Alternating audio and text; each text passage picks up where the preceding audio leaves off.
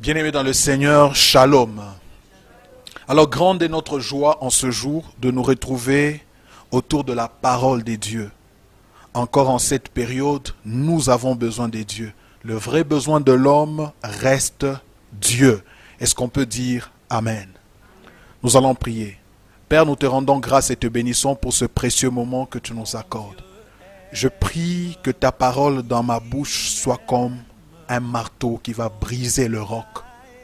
Je prie que ta parole dans ma bouche soit comme un feu qui va brûler de la paille. Et je prie qu'en ce jour, ô Dieu, que j'annonce ta parole comme annonçant tes oracles, que tu te saisisses de ma bouche, qu'elle devienne ta bouche.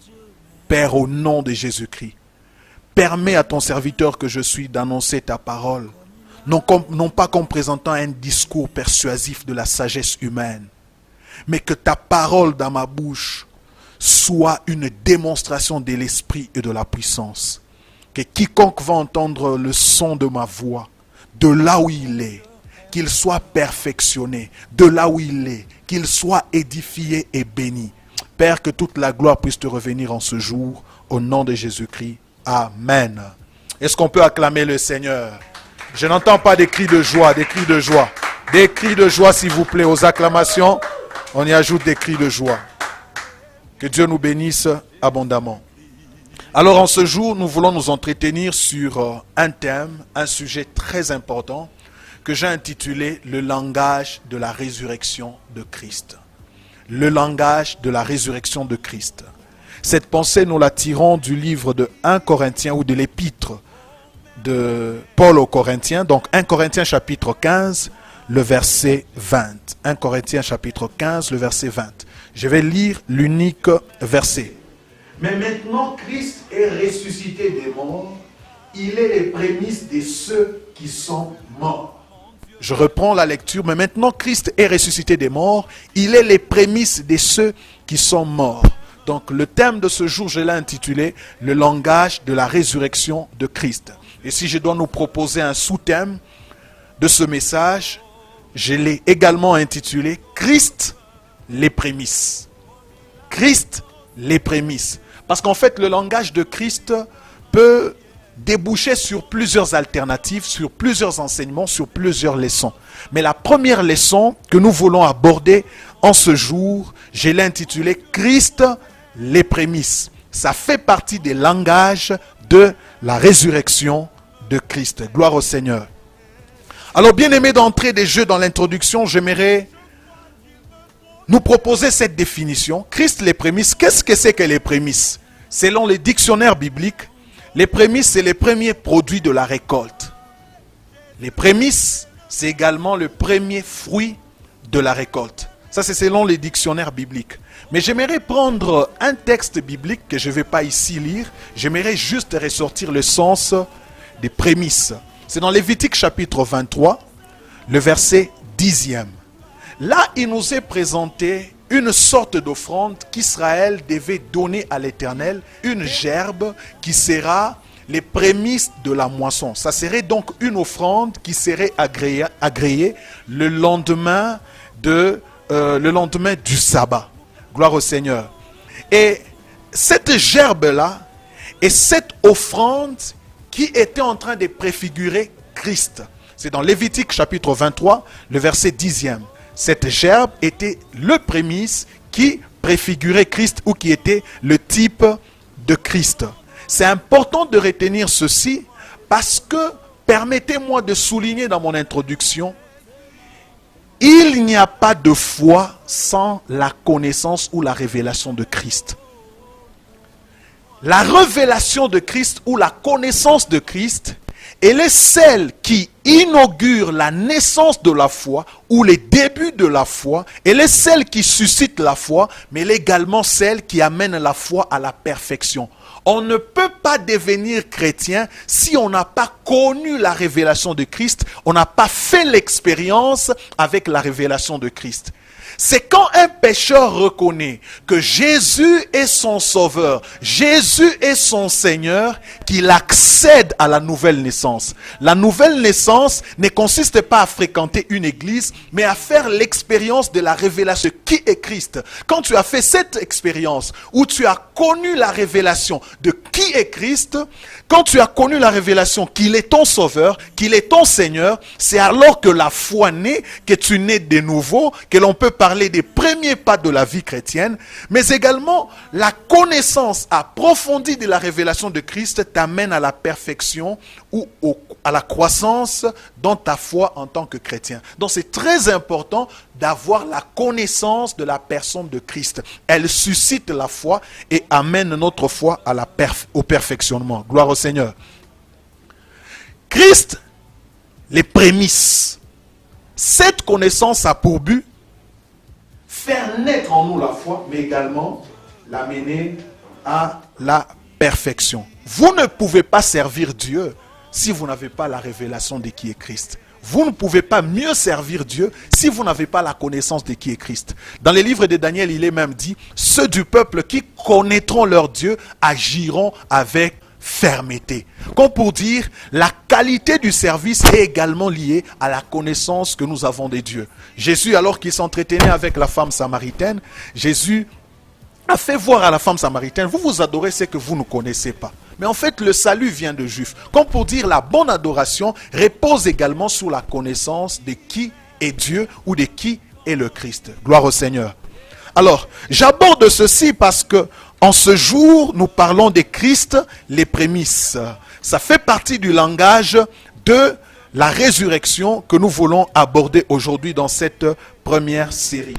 Voici 3 sens que nous voulons lui accorder en ce jour. Christ, le prémisse. Le premier sens que je nous propose, je l'ai intitulé Christ, la garantie, le modèle ou la référence des autres résurrections. Christ, le prémisse. 2 points. Premier sens, il est la garantie, il est la référence, il est le modèle des autres résurrections. Et d'emblée, j'aimerais nous dire que dans notre foi chrétienne, nous croyons en la résurrection. Dans notre foi chrétienne, nous croyons en la résurrection. Mais ici, j'aimerais plus aborder l'approche eschatologique afin de donner la matière telle que, ou la pensée de Dieu telle qu'il l'a déposée dans mon cœur. J'aimerais signaler ceci.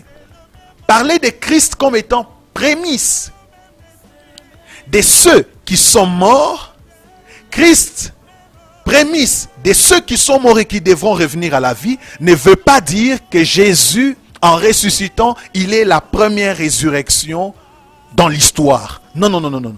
Quand nous lisons l'Ancien Testament, nous découvrons dans les livres de 2 Rois chapitre 4, du 32e au 37e verset, nous découvrons là la résurrection du fils de la Sunamite. Élisée a prié pour ce fils et il est revenu à la vie. Et dans 2 Rois chapitre 13, le verset 21, nous découvrons là un homme qui a été jeté ou abandonné dans les sépulcres d'Élisée. Il a rencontré les os d'Élisée et d'un coup, la personne s'est réveillée ou la personne a ressuscité, est revenue à la vie et il a rejoint l'équipe qui était en train d'aller l'enterrer. Gloire au Seigneur. Donc il y a eu quand même des résurrections dans l'Ancien Testament. Et du vivant de Jésus, dans le Nouveau Testament, Jésus a ressuscité le fils de la veuve de Naïm. Du vivant de Jésus, il a ressuscité cet homme que nous connaissons tous, j'imagine, Lazare.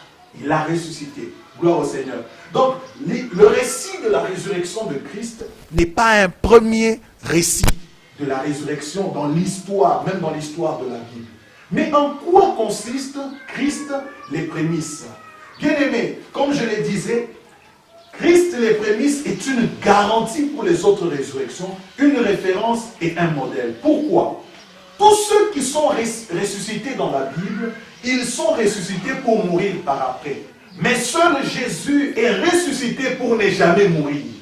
Pourquoi? Parce que quand il est mort, il est ressuscité avec un corps immortel. Il est ressuscité avec un corps glorieux, avec un corps incorruptible. Bien-aimé dans le Seigneur, il en est de même de tous ceux qui ont la foi en Dieu, tous ceux qui ont la foi en Christ. Lorsqu'ils reviendront à la vie, lorsqu'ils ressusciteront dans les mêmes conditions que Jésus. Leur corps est sémé mortel, mais en ressuscitant, ils ressusciteront immortels. Leur corps est sémé avec infirmité, mais en ressuscitant, ils ressusciteront avec un corps glorieux. Leur corps est sémé corruptible, mais en ressuscitant, ils auront un corps incorruptible. Pourquoi? Parce que le modèle est tiré en Christ. Bien-aimé, j'étais en train de dire, Jésus est la garantie de la résurrection, mais également le modèle ainsi que la référence. Toi qui as la foi en Dieu, toi qui as la foi en Christ, même s'il arrivait que tu meurs, tu ne seras pas la première personne à mourir en Dieu ou en Christ. Mais tu as une promesse merveilleuse, tu as une espérance merveilleuse. Cette espérance qui doit nourrir ton cœur, c'est qu'un jour tu ressusciteras et tu ne connaîtras plus jamais la mort. Plus jamais la mort. Parce qu'en Christ, nous tirons le modèle de notre résurrection. Gloire au Seigneur. Bien-aimé dans le Seigneur, alors que je suis en train d'aborder ce thème, j'ai envie de dire encore aujourd'hui que toute la vie chrétienne tire son modèle, sa référence dans la personne du Seigneur Jésus. Vous voyez, tous ceux qui ressusciteront comme Jésus. Et c'est en cela qu'il est les prémices. C'est en cela qu'il est le modèle et la référence. Car en réalité, la vie chrétienne, elle consiste à être comme Jésus.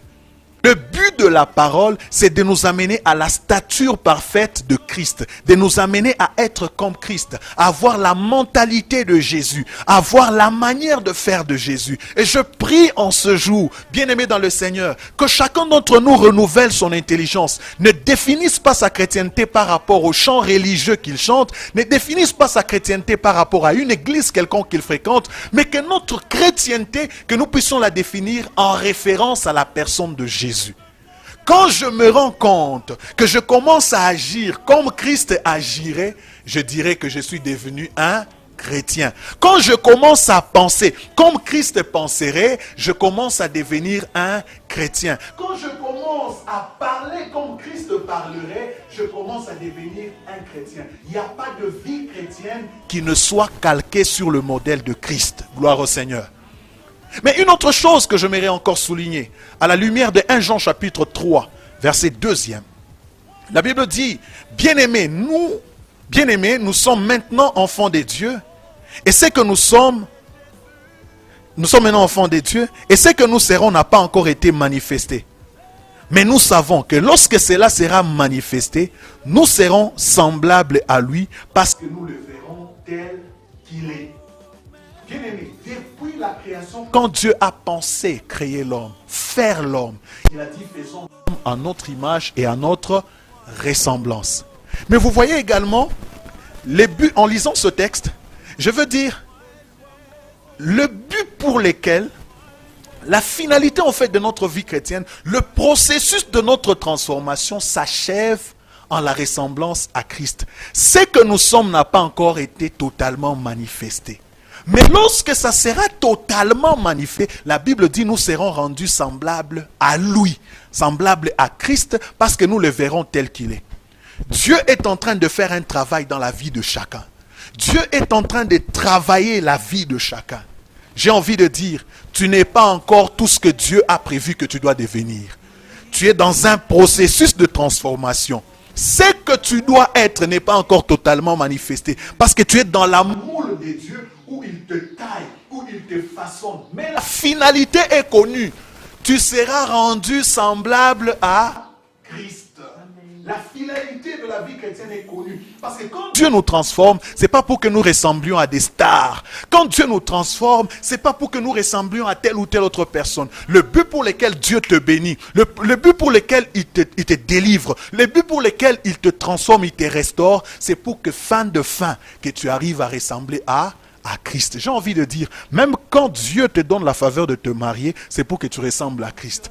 Même quand Dieu te donne la possibilité de réussir dans tes études, c'est pour que tu ressembles à Christ. Même quand Dieu te donne la promotion, tout ce que Dieu poursuit dans ce qu'il fait dans ta vie, c'est pour que tu arrives à ressembler à Christ. Parce que la finalité de la vie chrétienne, la finalité du travail de Dieu en nous, c'est que nous ressemblions à Christ. Gloire au Seigneur. Et Romains chapitre 8, le verset 29 donne aussi cette vérité. Car ceux qu'il a connus d'avance, il les a aussi prédestinés à être semblables à l'image de son Fils, afin que son Fils fût le premier-né entre plusieurs frères. Alors, nous allons aborder le deuxième sens, Christ, prémisse. Le deuxième sens, c'est que le sens des prémices indique le temps. Un temps réparti, un temps sélectionné, un temps échelonné, un temps éclaté. Christ, les prémices. Quand nous lisons 1 Thessaloniciens chapitre 4, le verset 16e, la Bible dit: car le Seigneur lui-même a un signal donné à la voix d'un archange et au son de la trompette des dieux, descendra du ciel et les morts en Christ ressusciteront premièrement. Les morts en Christ ressusciteront premièrement. Et dans Apocalypse chapitre 20, le 4e verset, la Bible dit: et je vis des trônes, et à ceux qui s'y assirent fut donné le pouvoir de juger. Et j'ai vu les âmes de ceux qui avaient été décapités à cause du témoignage de Jésus et à cause de la parole de Dieu, et de ceux qui n'avaient pas adoré la bête, ni son image, ni qui n'avaient pas reçu la marque. Sur leur front et sur leurs mains, la Bible dit, ils revinrent à la vie et ils régnèrent avec le Christ pendant 1000 ans. Nous sommes dans une approche purement eschatologique. Dans 1 Thessaloniciens chapitre 4, là on nous parle du retour de Christ dans les airs. La Bible dit que quand Christ se tiendra dans les airs, les morts en Christ ressusciteront premièrement. Ils iront à la rencontre de Jésus. Gloire au Seigneur. Ça c'est dans 1 Thessaloniciens chapitre 4. Mais quand nous abordons Apocalypse chapitre 20, nous sommes dans cette partie de l'approche eschatologique du millénium. Jésus que nous attendons, il va revenir, mais il ne va pas poser ses pieds sur la terre, il va se tenir dans les airs. Dans le retour de Christ, permettez que je le dise comme ça, est à 2 niveaux que nous attendons. Le premier niveau, c'est qu'il va se tenir dans les airs, et le deuxième niveau, c'est qu'il va poser ses pieds sur terre. Alors, qu'est-ce qui se passe? Quand il se tient dans les airs, la Bible fait remarquer que ceux qui ont la foi en Christ, ils ressusciteront et ils rejoindront Christ dans les airs. Comme pour dire, même en tant que chrétien, notre vie reste fragile, dans la mesure où un chrétien peut mourir d'une maladie, ou du poids de l'âge, ou d'un accident. Il n'est pas dit que parce qu'on est chrétien, un chrétien ne peut pas mourir. Non, les hommes de Dieu que nous connaissons dans la Bible, les Pierre, les Jean, ils ont été même décapités, ils sont morts. Mais la vérité est celle-ci, l'espérance est celle-ci. Tous ceux qui sont morts en Christ, quand Christ sera de retour et qu'il se tiendra dans les airs, la Bible dit les morts en Christ ressusciteront. Amen.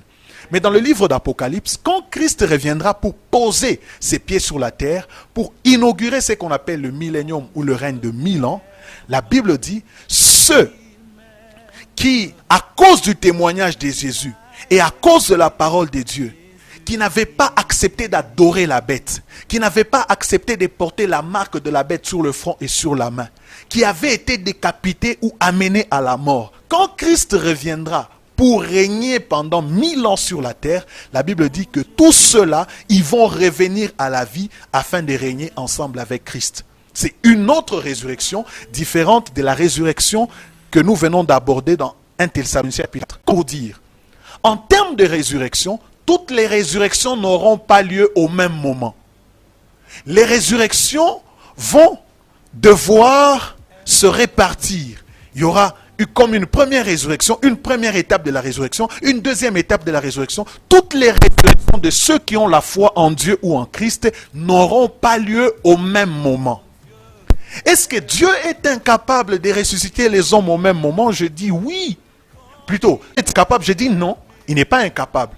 Il peut parler de la résurrection simultanée, une résurrection qui se fait au même moment pour tout le monde, mais également, c'est un Dieu qui répartit le processus de la résurrection. Est-ce qu'on est ensemble? Est-ce qu'on se comprend? Les résurrections auront lieu, mais pas tous au même moment, mais en des temps différents. Parce que notre Dieu est un Dieu d'échelonnement, est un Dieu qui peut répartir un travail. Souvenez-vous de la création, quand Dieu a commencé à créer, il n'a pas tout créé en un jour. Il a créé le premier jour, le deuxième jour, le troisième jour, jusqu'au 6e jour. Et la Bible dit au 7e jour, il s'est reposé. n'était-il pas capable de tout créer en un jour? Je dis oui. Mais il était capable de créer en un jour, il était aussi capable de répartir la création en 6 jours. Donc c'est un Dieu qui est capable de faire certaines choses en un jour, en un clin d'œil, en 1 minute, mais il est aussi capable de réaliser ce qu'il veut dans la répartition de temps. Les financiers ou les économistes, ils ont un terme qu'ils utilisent, ils parlent de l'échéancier, c'est-à-dire l'acquittement d'une dette ou le paiement d'une dette sur un programme sectionné en temps, sur un certain nombre de temps, l'échéancier. Dieu est aussi un Dieu d'échéancier. Il peut répartir son œuvre en des temps différents. Il est capable d'agir en une fois, mais il est capable aussi de répartir ce qu'il veut faire en plusieurs jours, en plusieurs mois et en plusieurs années. Bien-aimés dans le Seigneur, à quoi cela nous mène? Cela nous mène à cultiver l'esprit d'action de grâce. Pourquoi? Il est possible que ce que Dieu soit en train de faire dans ta vie soit réparti sur une année. Nous sommes au mois d'avril, tu as prié, Dieu a exaucé ta prière, mais cet exaucement est réparti mois après mois. C'est-à-dire, le mois d'avril, tu vis une portion de ton exaucement. Le mois de mai, tu subis une deuxième portion de ton exaucement. Le mois de juin, le mois de juillet, jusqu'à ce que tu vivras la perfection de ton exaucement. Car notre Dieu est un Dieu d'échelonnement, est un Dieu de répartition. Donc quelqu'un peut avoir prié et ne rien voir. Il s'est dit, mais moi j'ai demandé le boulot à Dieu, mais je ne vois rien. J'aimerais te dire que le processus de ton boulot a déjà commencé. Mais seulement il est réparti sur le temps. Et chaque jour, tu subis portion après portion de ton exaucement. C'est comme ça que tu peux déjà commencer à bénir Dieu sur des choses que tu vois maintenant, qui ne ressemblent pas à la perfection de ta prière, mais qui annoncent déjà l'œuvre de Dieu qui a déjà commencé en toi. La Bible dit, nous ne savons pas de quelle manière le sceau se forme dans le sein d'une femme enceinte. Il en est de même de l'œuvre de Dieu qui fait tout. Par moments, Dieu travaille, mais dans l'invisible. Tu sens comme un peu de bruit, mais ça suffit pour dire qu'il y a une pluie qui arrive. Élie n'a-t-il pas dit à Akab, regarde, qu'est-ce que tu vois? Akab dit, je vois un nuage comme une pomme de la main. Il dit, descends, tu peux déjà t'en aller, parce que ça suffit pour donner la garantie à la pluie qui doit arriver. Bien-aimé dans le Seigneur, commence à bénir Dieu pour les petites choses que tu vois déjà, parce que ça annonce le perfectionnement de l'exaucement de ta prière. Les petites choses que tu vois maintenant, ça annonce le perfectionnement ou la perfection de ta restauration. Je vois quelqu'un en train de bénir Dieu pour les peu de choses qu'il voit maintenant, pour les peu de signes que tu vois maintenant. Parce que Dieu, il est tellement sensible à la prière que quand nous prions, il nous exauce. Mais par moments, cet exaucement vient en étapes. Il a déjà exaucé, mais l'exaucement vient en étapes. Tu peux dire, mais je ne vois rien. Moi, j'ai demandé à Dieu ceci ou cela. Non, Dieu a déjà exaucé. Mais le problème, c'est qu'il peut t'exaucer du coup, tout comme il peut amener cet exaucement sur une répartition de temps. Chaque mois, il est en train comme de coller, comment on appelle tu vois, vous voyez les jeux de puzzle, voilà. Il colle chaque partie qui correspond au puzzle. Chaque partie qui correspond au puzzle, mois après mois, semaine après semaine. J'ai envie de dire à quelqu'un, commence à bénir Dieu, commence à bénir Dieu, commence à bénir Dieu pour les choses que tu vois dès maintenant. Commence à le bénir, parce qu'il est un Dieu qui répartit de fois son œuvre sur un mois, sur des années. J'ai envie de dire à quelqu'un, Dieu t'a déjà exaucé. Depuis les jours que tu avais ouvert la bouche, il t'a déjà exaucé. Commence à le bénir dès maintenant. Gloire au Seigneur. Je reste persuadé que l'œuvre que Dieu a commencée en nous, il amènera la perfection pour le jour du Seigneur. Bien-aimé, ce que Dieu a déjà commencé à faire, il a déjà commencé à faire. Tu peux déjà le bénir. Alléluia. Notre Dieu est un Dieu bon. Il est un Dieu qui agit avec un premier groupe et puis il agit avec un deuxième groupe. Nous ne serons pas bénis peut-être tous au même moment. Mais la vérité, c'est que les uns peuvent être bénis, notre tour aussi arrive. Quand je parle de la bénédiction, en Christ, nous sommes déjà bénis. Mais la manifestation de la bénédiction dans la vie de chacun vient selon le programme de Dieu. Je vais prendre un exemple. Si cette bénédiction est en termes de véhicule, cette manifestation de la bénédiction est en termes de véhicule. Notre maman peut acheter son véhicule aujourd'hui. Ça ne veut pas dire que notre frère n'achètera pas le véhicule. Dieu peut commencer avec notre maman et enfin finir avec notre frère. Parce que c'est un Dieu qui sectionne l'exaucement, qui sectionne la manifestation de la bénédiction. J'ai envie de dire à quelqu'un en ce jour, tu es déjà béni. C'est la manifestation de la bénédiction qui est répartie sur le temps. Tu es déjà béni. Commence à bénir Dieu pour la bénédiction qui repose déjà sur ta tête à cause de ta position en Christ. Est-ce que je suis en train de bénir quelqu'un? Suis-je en train de bénir quelqu'un? Bien-aimé dans le Seigneur, c'est un Dieu qui agit simultanément du coup, mais il répartit aussi son œuvre sur le temps. Gloire au Seigneur. Le troisième sens, qui est le tout dernier que nous voulons attribuer à cette pensée, Christ les prémices. Je voudrais prendre un texte. Nous allons le prendre, Romains chapitre 11. Romains chapitre 11, le verset 16, je vais lire seulement la première phrase. La Bible dit, « Or, si les prémices sont saintes, la masse l'est aussi. » Je veux dire dans le troisième sens, Christ les prémices n'a de sens que dès lors qu'il représente la masse. Parce que si toute la récolte est faite, on ne parlera pas des prémices. On parle des prémices à mesure où ce n'est qu'un échantillon qui représente toute une masse. Est-ce qu'on est ensemble? Donc, les prémices n'a de sens que dès lors qu'ils jouent le rôle de représentant ou de substitution. Et remarquez dans Ésaïe chapitre 53e, il y a une vérité qui nous est donnée sur la personne de Christ. Mais j'ai envie d'abord de dire ceci. Jésus n'est pas ce que nous pensons qu'il est. Jésus est ce que les Saintes Écritures disent qu'il est. C'est comme ça qu'en termes de prémices, j'ai lu Lévitique chapitre 23, il y a une offrande que l'on appelle prémisse. C'est une forme de gerbe qui était présentée auprès des sacrificateurs, qui devait être agitée d'un côté et de l'autre, qui était présentée le lendemain du sabbat. Ce prémisse de la moisson est le type de Christ. Pourquoi le type de Christ? Parce que 1 Corinthiens 15, 20 nous présente Jésus comme les prémices de ceux qui sont morts. Amen. Donc ce que nous disons de Jésus, nous ne vont pas ramasser dans notre imagination. Nous tirons son ombre en Lévitique chapitre 23 et toute sa réalité en 1 Corinthiens chapitre 20. Et Ésaïe chapitre 53 nous fait dire ceci. Jésus s'est levé comme une faible plante. Je ne vais pas donner tout le chapitre, mais voici les vérités que j'aimerais souligner. Que ça c'est le prophète Ésaïe qui annonce la souffrance de Christ, la mort de Christ à la croix. Que ce sont nos souffrances qu'il a portées. Ce sont nos douleurs qu'il s'est chargé. Il a été brisé pour nos iniquités et le châtiment qui nous donne la paix est tombé sur lui. Le prémisse n'a de sens que dès lors qu'il y a la masse. Tout ce que Jésus a fait n'a de sens que dès lors cela influence notre vie. Et en fait, Jésus n'est pas allé à la croix parce qu'il était un malfaiteur. Hérode et Pilate ont tous trouvé que Jésus était innocent.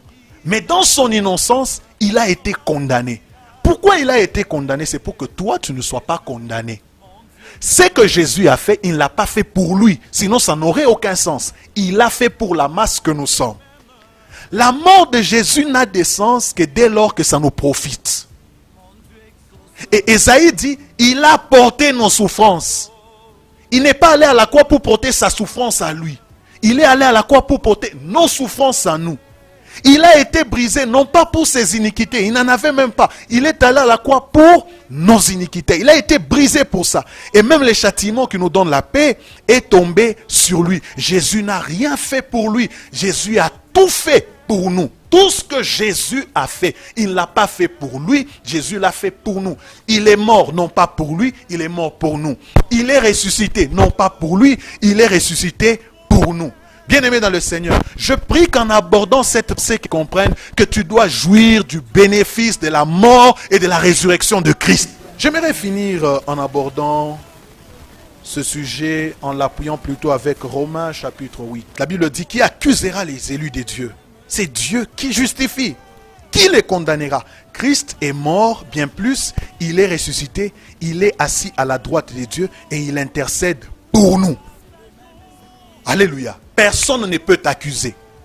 Personne ne peut te condamner car Christ est mort et il est ressuscité, il est assis à la droite de Dieu, intercède pour nous. Comme pour dire, Christ tient à ce que lui a gagné en étant à la croix soit également notre victoire. La victoire de Christ est notre victoire. L'esprit qu'il a ressuscité d'entre les morts, c'est le même esprit qui habite en nous pour donner la vie à nos corps mortels. Il a été agréé pour nous. Il a remporté la victoire pour nous. Il est vainqueur pour nous. C'est à cause de ce qu'il est que nous sommes ce que nous sommes. Gloire au Seigneur. J'aimerais que ces propos, que ces paroles soient un feu qui va bouillonner au-dedans de nous et que chacun de nous comprenne que les bénéfices de la mort et de la résurrection de Christ doivent être dans son compte et dans son lot. Bien-aimé, jouis du bénéfice de la mort de Christ. Jouis du bénéfice de la résurrection de Christ. Il est mort pour nos péchés. Il est ressuscité pour notre justification. Est-ce que je bénis quelqu'un en ce jour? Est-ce que je bénis quelqu'un en ce jour? Je tiens à rappeler, premièrement, qu'il s'agit du langage de la résurrection. Et dans le langage de la résurrection, dans cette première série, nous élevons Christ comme étant les prémices. Christ comme étant les prémices, il y a trois sens. Premier sens, c'est qu'il est la garantie des autres résurrections. Il est la référence de la vie chrétienne. Il est le modèle de la vie chrétienne. Pas de vie chrétienne sans la reproduction de la nature de Christ. Et c'est possible d'avoir les sentiments qui étaient en Christ. Amen. Et le deuxième sens, les prémices indiquent les temps. Un temps réparti, un temps sectionné dans ce que Dieu fait. Parce que les prémices est un premier prélèvement qui annonce les autres prélèvements. Ainsi est la résurrection de Christ. Et nous avons dit, quand Dieu accomplit son œuvre, il peut le faire en une fois, oui, il en est capable, mais deux fois Dieu peut prendre son œuvre, il la répartit sur un certain nombre de temps. Il peut s'agir des heures, des jours, des mois et des années. Et à cause de cela, que chacun de nous cultive et abonde dans les actions de grâce. Et le troisième sens que nous lui avons accordé, c'est que Christ, les prémices, tout ce qu'il a fait, il ne l'a pas fait pour lui, il l'a fait pour nous.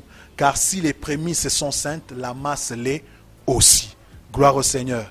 Si Christ est agréé, nous le sommes. Tout ce que Christ a fait, il ne l'a pas fait pour lui, il l'a fait pour nous. Je prie que ces propos révolutionnent la vie de chacun et que tu considères qu'à cause de Jésus, tu dois marcher tête haute même dans les combats de la vie. Si Jésus a vaincu Satan, nous avons aussi vaincu Satan parce qu'il a joué le rôle des représentants et des substitutions.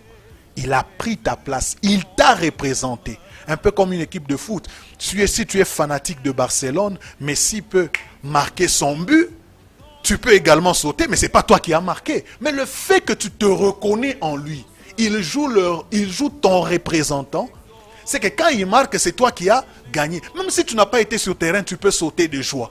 Alléluia. Parce qu'il a marqué. Ainsi, Jésus a accompli cette œuvre. Ce qu'il a fait, sa victoire est notre victoire.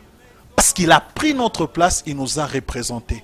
Que ces paroles renouvellent l'intelligence de quelqu'un. Que ces paroles donnent de la lumière à notre vie, afin que plus rien ne ressemble au passé. Nous allons prier. Père, merci pour ce temps de la parole. Bénis tout un chacun de nous. S'il y a un malade, il n'a plus de raison d'être malade. Parce que par les meurtrissures de Christ, nous sommes guéris. Amène-nous, Seigneur, à considérer même les peu que tu as accomplis qui ressemblent aujourd'hui à des grains de sable. Amène-nous, Seigneur, à apprécier cela. Car celui qui est fidèle dans le peu, tu lui confieras également de grandes choses. Seigneur, amène-nous à cultiver des actions de grâce même quand nous ne voyons rien. Car en réalité, nous ne marchons pas selon la vue, nous marchons selon la foi. Seigneur, apprends-nous à te rendre grâce, car il est écrit dans ta parole que tout ce que vous demanderez en priant, croyez que vous l'avez reçu et vous le verrez s'accomplir. Mais je prie également pour que les sentiments qui étaient en Jésus-Christ soient en nous, soient en nous, soient en nous. Amène-nous à aimer comme Jésus. Amène-nous à apprécier la vie comme Jésus. Amène-nous à aborder les choses de la vie comme Jésus. Seigneur, je prie que tu nous soutiennes, que le bénéfice de la mort de Christ, Que le bénéfice de sa résurrection soit notre partage et que plus rien ne ressemble au passé. Au nom de Jésus-Christ. Amen. Que Dieu bénisse sa parole et qu'il vous bénisse abondamment. Nous acclamons très fort le Seigneur. Très, très, très fort le Seigneur.